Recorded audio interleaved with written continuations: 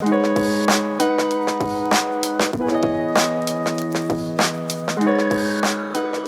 there, my name is Ruschmeier, and I'm here in the Kanata Toyota service department. I am the shop foreman here, and today we're just going to go over the differences between steel wheel nuts and alloy wheel nuts. So coming up to winter time, you're very likely going to be installing your winter wheels, and they will be installed with steel wheels.